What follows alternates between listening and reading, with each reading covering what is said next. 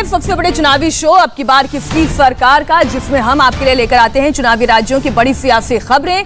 हम आपको इस वक्त की लेटेस्ट इलेक्शन न्यूज दिखाएंगे। उससे पहले आज की 3 बड़ी हेडलाइंस पर आइए एक नजर डालते हैं। आज की 3 बड़ी पॉलिटिकल सुर्खियां क्या है। सबसे पहली खबर आज ओवैसी से जुड़ी हुई। ओवैसी के एक धमकी वाले बयान पर उत्तर प्रदेश में सियासत गर्म हो गई है। बीजेपी ने ओवैसी के खिलाफ हमला बोल दिया है और उत्तर प्रदेश चुनाव में बाबर, औरंगजेब, जिन्ना के बाद शिवाजी और महाराणा प्रताप की भी एंट्री हो गई है। इस खबर पर पूरी डिटेल थोड़ी देर में होगी आपके सामने। आज की दूसरी बड़ी खबर, समाजवादी इत्र बनाने वाले कारोबारी पीयूष जैन के घर पर, दफ्तर पर आयकर की रेड से उत्तर प्रदेश की सियासत में नया घमासान शुरू हो गया है। 100 करोड़ का कैश मिला है। 100 करोड़ नहीं, 100 करोड़ से भी ऊपर का कैश बरामद हुआ है। गिनती अब भी जारी है। इस रेड के बाद समाजवादी पार्टी और बीजेपी में बड़ी लड़ाई छिड़ गई है। इस पर भी डिटेल आपको देंगे थोड़ी देर में। आज की तीसरी बड़ी खबर पर भी एक नजर डालिए। पंजाब में चुनाव से पहले कांग्रेस सरकार ने बड़ा दांव खेला है। मुख्यमंत्री चरणजीत सिंह चन्नी ने किसानों की कर्ज माफी का ऐलान कर दिया है। कितना कर्ज माफ हुआ अब तक, इसकी पूरी डिटेल हम आपके सामने रखेंगे थोड़ी ही देर में। लेकिन सबसे पहले बात मुख्यमंत्री योगी आदित्यनाथ की। योगी आदित्यनाथ आज अयोध्या में हैं और अब से थोड़ी देर पहले योगी आदित्यनाथ ने रामलला के दर्शन किए, आशीर्वाद लिए। योगी आदित्यनाथ के साथ केंद्रीय मंत्री सर्बानंद सोनोवाल भी मौजूद थे। योगी थोड़ी देर में आरोग्य आयुष मेले का उद्घाटन करने वाले हैं और इसी सिलसिले में वो अयोध्या पहुंचे हैं। ये तस्वीरें आप देख रहे हैं, रामलला के दर्शन करने के लिए पहुंचे, आरती उतारी और थोड़ी देर में आयुष मेले का उद्घाटन भी करने वाले हैं। आरोग्य आयुष मेला जिसका उद्घाटन आज अयोध्या से होगा। ये तस्वीरें आप देख रहे हैं, राम का नाम भजा जा रहा है और ये राम का नाम चुनाव में कितना काम आएगा ये तो वक्त बताएगा। लेकिन एक बात तो तय है कि योगी आदित्यनाथ और सर्बानंद सोनोवाल दोनों राम के दरबार पहुंचे।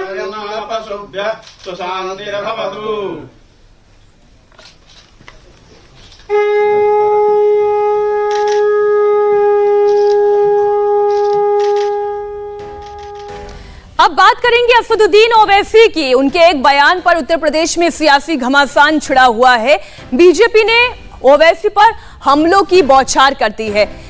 ना मुगलों से डरे ना जिन्नावादियों से डरे। संबित पात्रा ने कहा औरंगजेब बाबर आएंगे, कोई ना कोई महाराणा प्रताप जरूर खड़ा होगा। जब जब औरंगजेब और बाबर आएंगे तब तक कोई ना कोई शिवाजी, महाराणा प्रताप और मोदी योगी बनकर खड़ा हो जाएगा। 12 दिसंबर को कानपुर में एक रैली के दौरान ओवैसी ने पुलिस वालों को धमकी देते हुए कहा था कि हमेशा मोदी योगी यानी मोदी पीएम और योगी सीएम नहीं रहेंगे। जब हालात बदलेंगे तो तुमको कौन बचाने आएगा। ओवैसी ने कहा था कि मुसलमान चुप हैं, वो जुल्म भूलने वाले नहीं हैं। ओवैसी के इस बयान पर अब बीजेपी ने पलटवार किया। आपको सुनाते हैं पहले ओवैसी ने अपनी धमकी में क्या कहा जिस पर यह विवाद शुरू हुआ। मैं तो उन पुलिस के लोगों से कहना चाह रहा हूं, याद रखो मेरी इस बात को, हमेशा योगी मुख्यमंत्री नहीं रहेगा।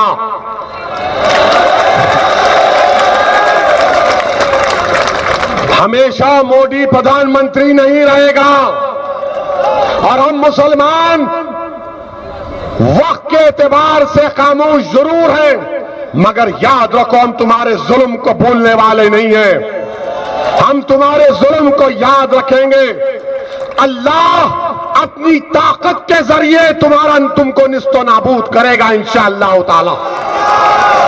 और हम याद रखेंगे, हालात बदलेंगे।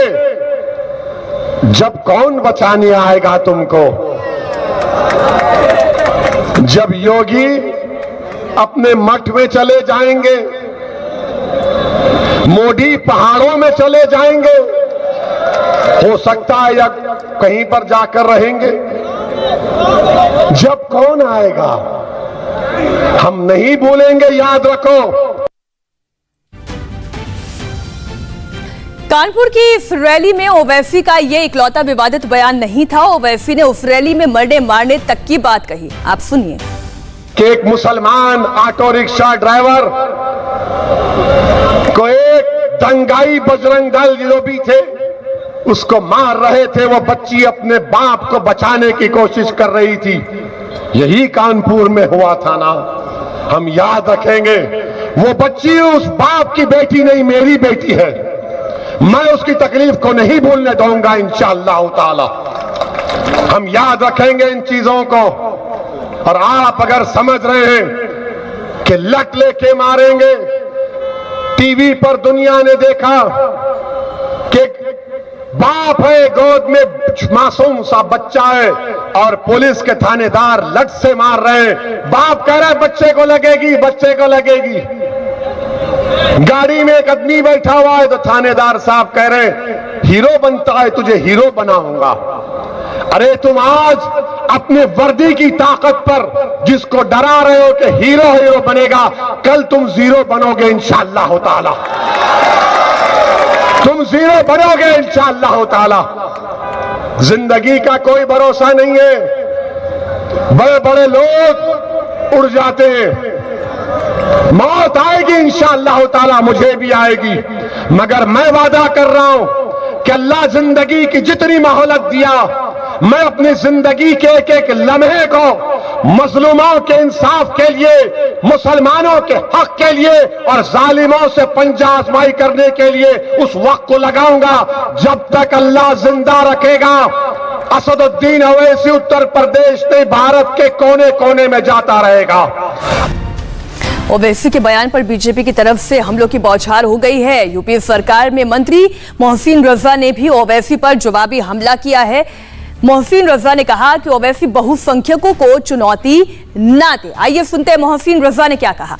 असदुद्दीन ओवैसी लगातार बहुसंख्यकों को चुनौती देने का काम कर रहे हैं, लगातार वो धमकाने का काम कर रहे हैं। जिस तरह के उनके वक्तव्य आ रहे हैं, मैं उनको बताना चाहता हूँ कि ये हिंदुस्तान है, ये अफगानिस्तान नहीं है कि यहाँ तालिबान आ जाएंगे। यहाँ पर कोई तालिबानी अगर आएगा तो आपको पता होना चाहिए देश में मोदी हैं और उत्तर प्रदेश में योगी हैं, तो क्या हशर उसका होगा, ये अंजाम आप खूब जानते हैं। तो इस तरह के वक्तव्य देने से बाज आइए, वरना अगर बहुसंख्यक अपने आप पर आ गया तो आप कहाँ जाएंगे, ये बताइए ना। ओवैसी ने बयान उत्तर प्रदेश में दिया, लेकिन घमासान मध्य प्रदेश तक छिड़ गया। मध्य प्रदेश की शिवराज सरकार में गृह मंत्री नरोत्तम मिश्रा ने ओवैसी पर हमला बोला। उन्होंने कहा कि ओवैसी की धमकियों से कोई नहीं डरता, ओवैसी का काम देश को बांटने वाला है। चुनाव का माहौल है उत्तर प्रदेश में और लगातार जिस तरीके के बयान सामने आ रहे हैं, ओवैसी ने भी एक बयान दिया है, पुलिस वालों से कहा है मोदी भी चले जाएंगे, योगी भी चले जाएंगे। आप खुद गृह मंत्री हैं, कैसे देखते हैं इसे? वो क्या अमर फल खा के आएंगे? और धमकियों से डरने वाले भारतीय जनता पार्टी का कोई भी व्यक्ति नहीं है। शेर के बच्चे अगर शारों से दहशत खाएंगे, सोचिएगा फिर वो कैसे जंगल में रह पाएंगे। ये ओबीसीयों की धमकियों से कोई नहीं डर रहा है। ईमानदारी से मोदी और योगी इस देश को एक करने के लिए काम कर रहे हैं और ओवैसी का सिर्फ और सिर्फ काम जाति के लिए राजनीति करना और देश को बांटना है। ये टुकड़े टुकड़े गैंग वाले लोग हैं, उनमें से एक ये भी हैं, इनसे कोई डरने वाला नहीं। दिल्ली बीजेपी के नेता कपिल मिश्रा ने भी ओवैसी की धमकी पर पलटवार किया और कहा कि ये नया भारत है, नया भारत किसी की धमकी से डरने वाला नहीं है। ओवैसी जो बोल रहा है ये सच में किया है इन लोगों ने। अभी कुछ दशक पहले कश्मीरी पंडितों के साथ जो किया गया वो ही बोल रहा है ओवैसी। दोबारा वैसा ही नरसंहार करने की धमकी। हिंदुओं, तुम्हें कौन बचाएगा? ओवैसी, तू एक बात ध्यान से समझ ले, हमें बचाने तो साक्षात नारायण स्वयं आते हैं। तू अपनी सोच, तुझे कौन बचाएगा? मोदी योगी कहीं जाने वाले नहीं है। इस बात को जितनी जल्दी समझ लो उतना तुम्हारे लिए अच्छा होगा। ये 1921 वाला भारत नहीं है, ये नया भारत है। और तुम्हारी ये सोच कि मोदी योगी हटे और हिंदू कटे, इस सोहरावर्दी वाली सोच, इस जिन्ना वाली सोच, इस सोच को जड़ से खत्म किया जाएगा इस भारत में।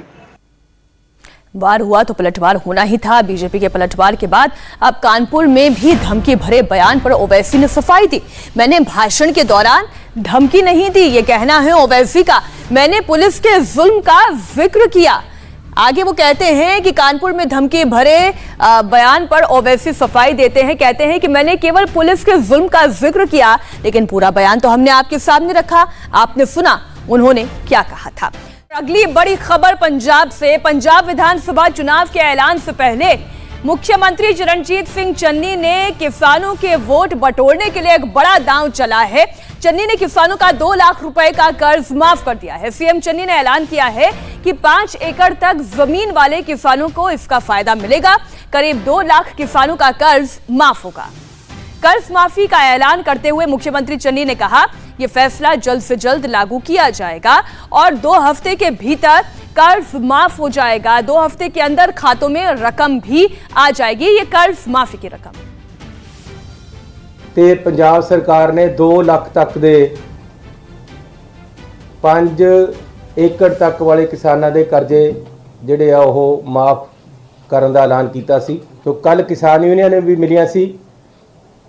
ਪੰਜਾਬ ਸਰਕਾਰ ਨੇ फैसला किया है कि 2 लाख तक दे करजे जिन्हां किसानां दे बकाया रह गए है, जिहड़े कि हुण शायद 2 लाख परिवार बन जाणगे, उन्हां दा ये टोटल 2 लाख तक दा करजा जिहड़ा क्रॉप लोन है वो माफ़ किया जाएगा। जिहड़ी पहली स्कीम है उस स्कीम के तहत जिहड़े बाकी रह गए है तो लैंड मॉर्गेज बैंक के जिहड़े करजे है वो ਅਸੀਂ माफ़ करन जा रहे हैं। अगले 10 दिनों के विच ਅਸੀਂ ये पैसे किसानां दे खात्यां दे विच पा देवांगे 10 ਤੋਂ 15 दिनों के विच। इंडिया टीवी हर वक्त हर जगह डाउनलोड करने के लिए सर्च करें India TV news Google play store या ऐप स्टोर पर।